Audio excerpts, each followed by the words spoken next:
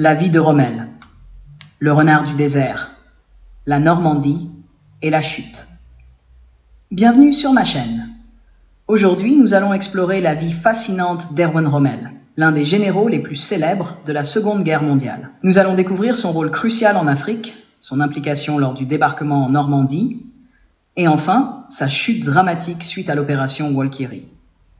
Préparez-vous à plonger dans l'histoire captivante de ce stratège militaire hors pair. Et n'oubliez pas de vous abonner à cette chaîne pour ne rien manquer de nos futures vidéos. Les débuts de Rommel. Erwin Rommel naît le 15 novembre 1891 à Heidenheim, en Allemagne. Fils d'un professeur, il décide de s'engager dans l'armée à un jeune âge. Pendant la Première Guerre mondiale, il se distingue par son audace et son habileté tactique, ce qui lui vaut plusieurs décorations et la réputation d'un officier prometteur. Le renard du désert. C'est durant la Seconde Guerre mondiale que Rommel gagne véritablement sa renommée. En février 1941, il est envoyé en Afrique du Nord pour prendre le commandement du corps africain, l'Afrika Korps, avec pour mission de soutenir les forces italiennes en difficulté contre les Britanniques. Rommel se révèle rapidement être un génie militaire. Il utilise des tactiques de blitzkrieg adaptées au désert, combinant vitesse, surprise et manœuvres audacieuses. Il remporte plusieurs victoires éclatantes, notamment la reprise de la forteresse de Tobrouk en juin 1942, ce qui lui vaut le surnom de « renard du désert ». La bataille d'El Alamein. Malgré ses succès initiaux, Rommel fait face à des défis logistiques importants. Ses lignes de ravitaillement sont tendues et vulnérables, et les forces alliées, sous le commandement du général Bernard Montgomery, sont mieux équipées et bénéficient d'un flux constant de renforts et de fournitures. La bataille décisive d'El Alamein en octobre 1942 marque un tournant. Montgomery a préparé une défense en profondeur, avec des champs de mines et des positions fortifiées.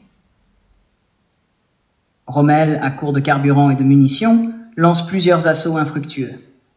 La supériorité numérique et matérielle des Alliés finit par l'emporter, et l'Afrika Korps est contraint de battre en retraite. En mai 1943, les forces de l'Axe en Afrique du Nord capitulent. Rommel est rappelé en Europe où il est chargé de défendre les côtes françaises contre une invasion alliée anticipée. Rommel et le mur de l'Atlantique. De retour en Europe, Rommel est chargé par Hitler de superviser les défenses du mur de l'Atlantique, une vaste fortification côtière destinée à repousser une éventuelle invasion alliée. Rommel prend son rôle très au sérieux, visitant personnellement les fortifications et renforçant les défenses là où il le peut. Il insiste sur la création de champs de mines et de positions de tir renforcées.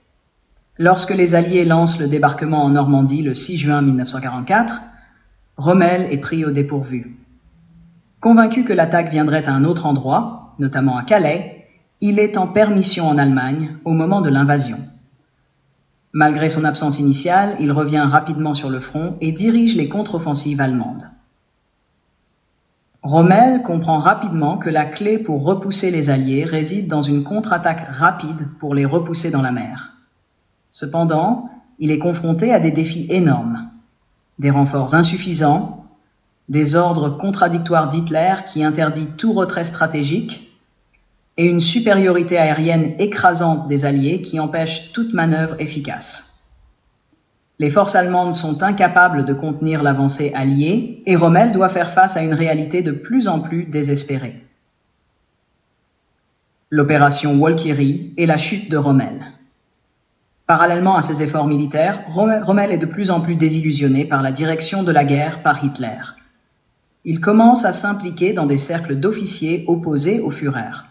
Cette opposition atteint son paroxysme avec l'opération Walkyrie, un complot visant à assassiner Hitler et à prendre le contrôle du gouvernement allemand. Selon les spécialistes du sujet, bien que Rommel ne soit pas directement impliqué dans l'attentat du 20 juillet 1944, ses sympathies pour les conspirateurs sont bien connues. Il est perçu comme une figure clé pour le futur de l'Allemagne post-Hitler. Lorsque le complot échoue, Hitler lance une purge impitoyable contre tous ceux qui y sont associés. Rommel est confronté à un choix impossible. Il est accusé de haute trahison et doit choisir entre un procès humiliant et une mort honorable. Le 14 octobre 1944, Rommel est forcé de se suicider. Il avale une capsule de cyanure et meurt peu après. Sa mort est annoncée comme étant due à des blessures de guerre et il reçoit des funérailles d'État. L'héritage de Rommel. Erwin Rommel reste une figure controversée, mais respectée dans l'histoire militaire. Admiré pour son génie tactique et son code d'honneur, il est aussi critiqué pour son service sous le régime nazi. Néanmoins, son opposition tardive à Hitler et son implication indirecte dans l'opération Walkyrie montrent une complexité morale qui le distingue de nombreux autres officiers nazis. Conclusion. Et voilà, chers abonnés, une plongée dans la vie fascinante d'Erwin Rommel, de ses exploits en Afrique à sa tragique fin suite à l'opération Walkyrie.